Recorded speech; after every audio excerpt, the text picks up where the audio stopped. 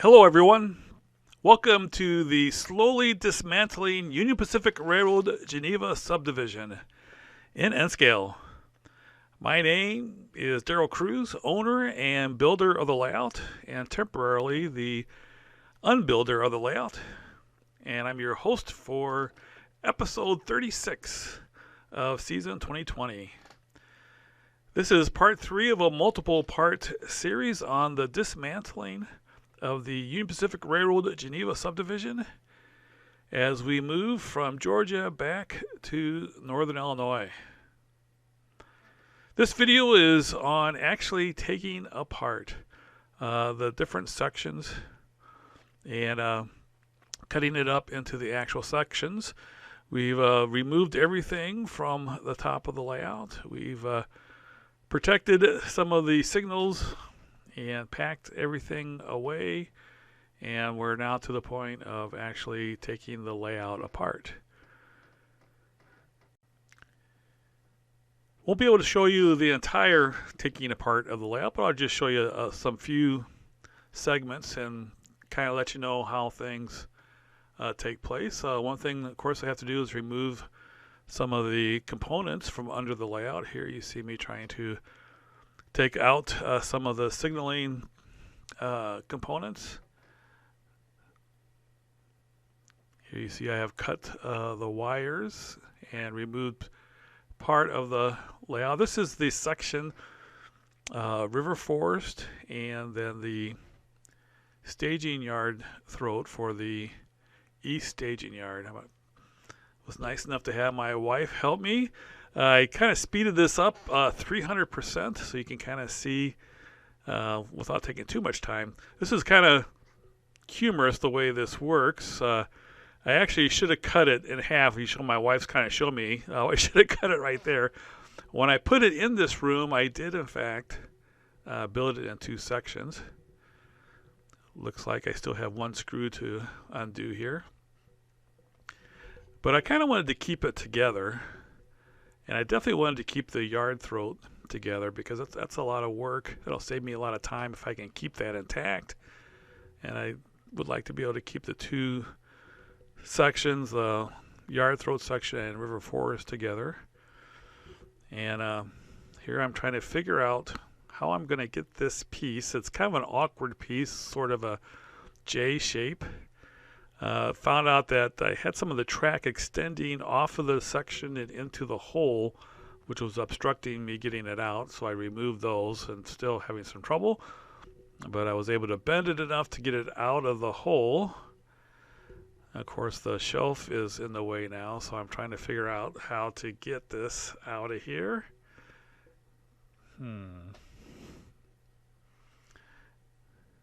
I was able to get it down. Now, how do I get it out of the room? The door is just, as you're facing towards the camera, it's just to the left of the layout section. So I'm trying to move it over to get it to the doorway.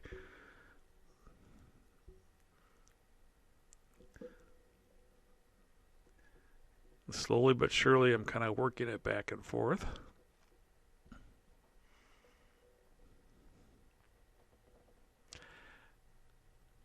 I probably should do a little bit better of cleaning the room as I take this apart. I think that's what I'm going to do next, is just go through and thoroughly remove all the stuff and clutter. Finally got it done.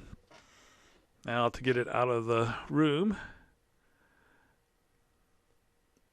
The part I pushed down was actually the long end. And finally I get it out of the room. So you can kind of see what it takes to get the sections apart. That was one of the more awkward pieces to get out of the room. I think the rest of them shouldn't be too bad. I have done about 7 of them so far, and the one you just saw was the most difficult and I guess you could say most entertaining. This is what the layout looked before I started all the dismantling, and this is the way it will look again at some point in the future as I get it all back together in my new house in Illinois. We still have not selected a house in Illinois, but we are looking to get a ranch house with a full basement. So even though we're downsizing, should have a little bit more room for the layout. Once we know what the house that we're moving into, I'll kind of give you an idea of how all the pieces are going to fit together back in the new space. So this is the proviso yard before I dismantled everything. Kind of get an idea of what it looked like at one time.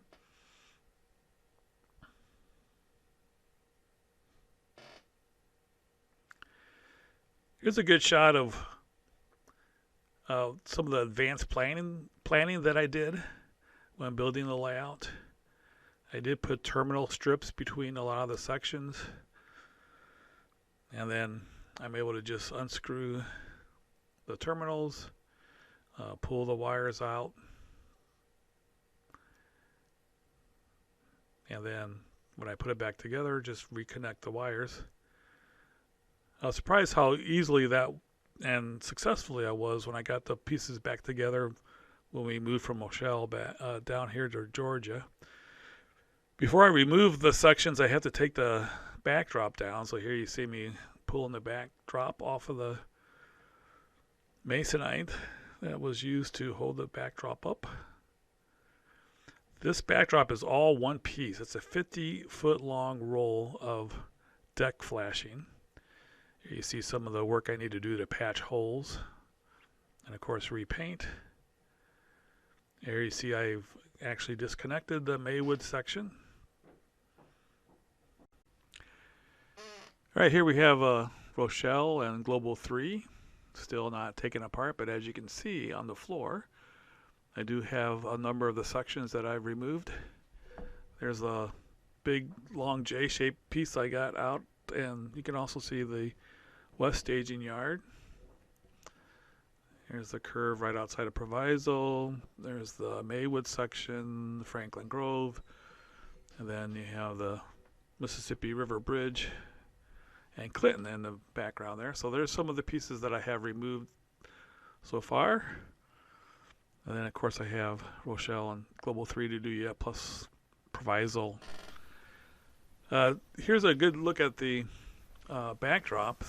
As I said before, it's 24-inch deck flashing. It's polyurethane plastic of some sort, and it just rolls up. And the latex paint that I use, it works out very nicely. It sticks to it real well, and it's very flexible. So I can roll it up and unroll it, and the paint just stays on real well.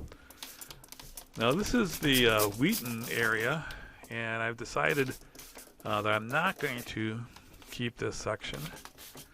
Just the way it's configured, it's just not going to be something I'm going to be able to incorporate into a new layout. I probably could if I had to, but it just isn't configured the way I like it. So anyway, I decided that I'm just going to junk this section, but I am going to keep some of the valuable turnouts and so forth. So this is a video to show you how I remove turnouts. The most important part is the skeleton turnout. So you can see I first wetted it down real good and just really got a lot of water on there that loosens the glue, the white glue, and it just pretty much just lifts right out. I don't keep the turnouts, the wood ties. Will not be able to keep that all together. Here I'm trying to remove the signal bridge. I'm going to keep that and see if I can reincorporate that somewhere on the new layout. So we'll set that aside. So we basically are going to be removing the skeleton turnout that I build using the Fast Tracks jig. So I kind of know where the PC ties are, and so it's just a matter of lifting up where the PC ties are. They are soldered to the rail, so they come up very nicely, and then it just comes right off. and then I can use that on the new layout. These are number 10 turnouts.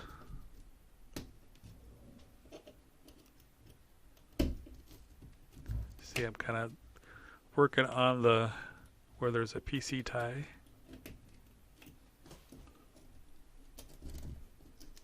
There's a second one.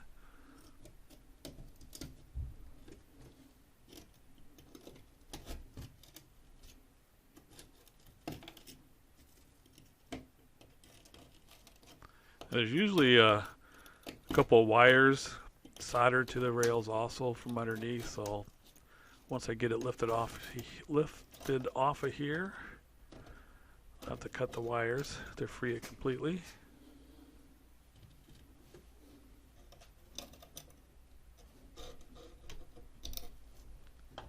There's one of the wires. If you notice, I'm lifting up where the wire is.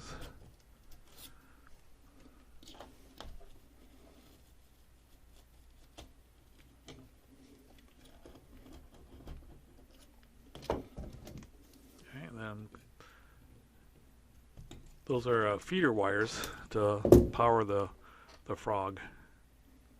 Okay, so they come right off.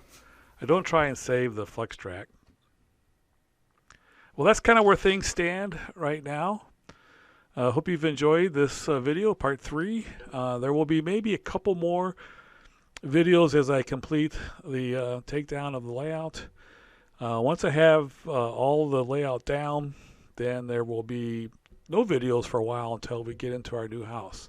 And then there'll be a much more uplifting series of videos on putting everything back together. So I hope you keep watching these videos. Thanks so much for watching this one. Everybody have a great day. Take care.